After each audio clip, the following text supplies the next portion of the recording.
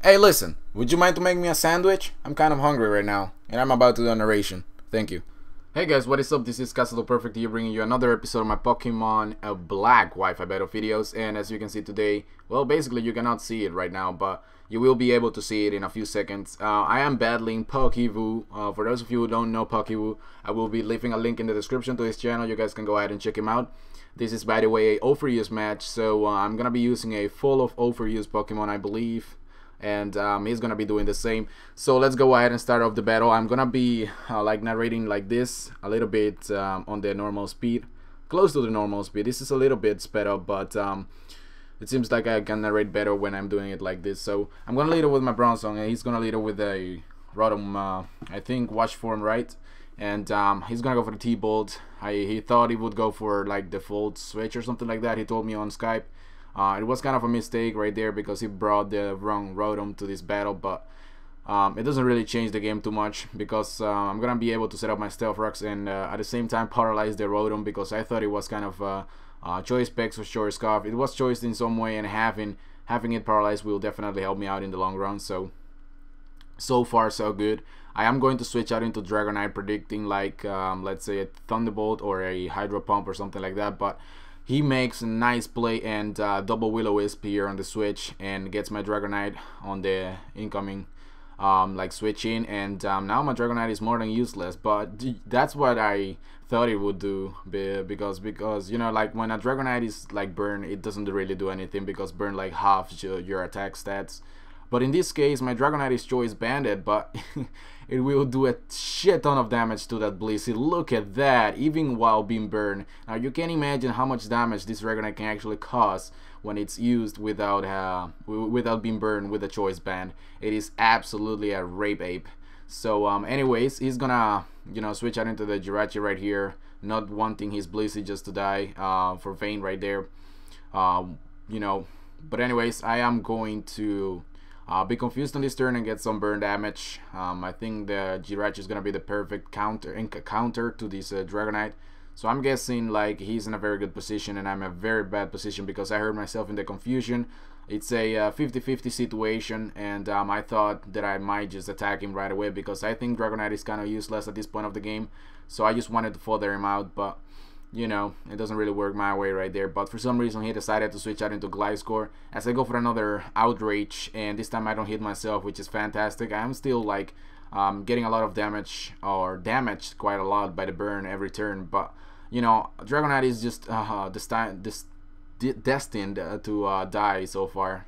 And so that's pretty much what I'm gonna do. So basically what Dragonite is doing so far in this match is just causing trouble left and right on his team, even though he's burned and confused and all that. It is insane the way that this Dragonite actually worked in this game. It's so freaking awesome. I really loved it because I was actually laughing pretty hard at the time that I was using like you know, Dragonite. And he goes for the Doom Desire, as you could see, and that was just freaking amazing. I love the animation of that. Peekaboo also loves it.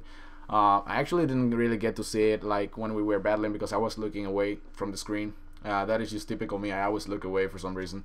But anyways, as you can see on this turn, when my Dragonite goes down, I am going to send out my Lucario and go for the close combat, safe close combat to the Jirachi, and that's going to be able to take it out, which is absolutely fantastic. Now on the next turn, he's going to switch in his, or to send out his Infernape, and I know for one thing that the Infernape might be faster than me, depending on the like EVs, but there is absolutely no way in using an Infernape without speed EVs. So I'm gonna get the hell out of there. I could extreme speed potentially, but I thought extreme speed is not gonna take it out, and I don't think it's worth it. He predicts my switch though, and goes for the Stealth Rocks, which was an absolutely beastly move on his behalf right there. I really love that prediction right there, and I really recognize him for doing something like that to me. But anyways, I am going to send out my Tentacruel. I'm gonna go for the Hydro Pump. Unfortunately, I missed the Hydro Pump on the switch against the Rotom Watch form, but I'm gonna go ahead and set up a layer of Toxic Spikes. But then I realized, wait, almost all his Pokemon have Levitate or are flying types or steel types and are not affected by like the poison. So actually that was kind of a bad move on my part. I'm just gonna Rapid Spin away like the rocks that he set up earlier, and I'm just gonna stay in because I thought, you know, I know the T-Bolt is going to take me out for sure, but you know, I thought like I was just pretty much like, a Tentacruel is not gonna be able to do anything against his team. I mean, I could save it for later against the Infernape, but you never know if the Infernape is gonna have Earthquake or Thunder Punch or something like that can take me out in one shot. So I pretty much just wanted to further out my Tentacruel right there, and that is exactly what I do. He goes for another T-Bolt and finishes me off with another crit, which is like a fantastic. Like, this game was actually full of like hacks left and right, but those hacks didn't really matter that much, except for a few of those that you will see soon in this game. So I'm gonna switch out, or not gonna switch out, I'm just gonna send in my Lucario, and I'm gonna go for the Sword Dance. At this point, I was just banking on the Paralyze. Come on, Paralyze, Paralyze, Paralyze, Paralyze.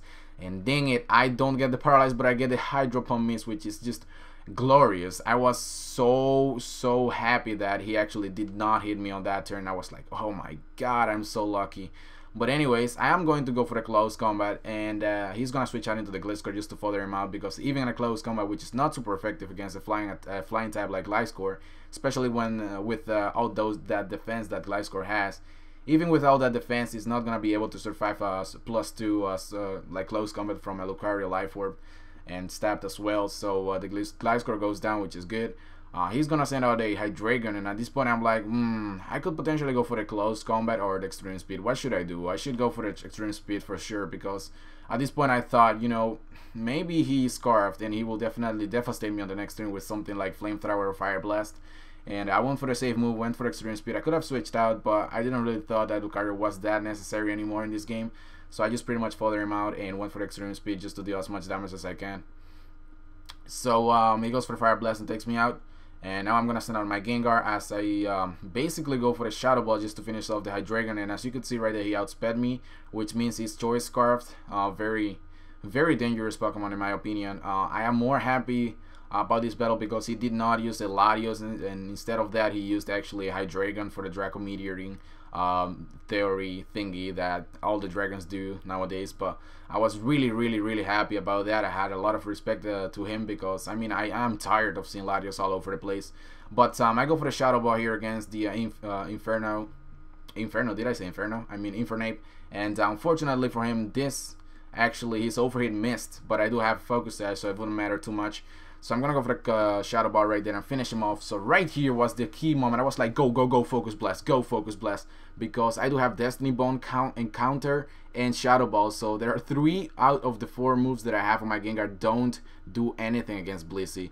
So I end up missing my Focus Blast, and Blissey goes for the Soft Boil, and now you can imagine that the nightmare is coming back from the grave, which is Blissey. So at this point I'm like, oh my god, what is this thing gonna do? I better switch out right now before I miss another Focus Blast and he gets another Soft Boiled up. So I switch out into my Staraptor right now as he goes for the Fire Blast and predicts my switch, and I was like, oh my god, you little I want, oh my god, I want to squeeze your head and make your brain explode at this point. He gets and it's kind of funny because I've never seen like a Blissey using Fire Blast with the boost of Fire Gem, which was absolutely beast to see something like that on my Blissey. Very original, and I bet that Blissey especially made for Ferrothorns. I love that. But anyways, I'm gonna go for the close combat and finish off the Blissey, which is fantastic. He's got only 1 Pokemon left. That is gonna be the Rotom Watch form, and I am dead sure that a close combat from this range is not going to kill him.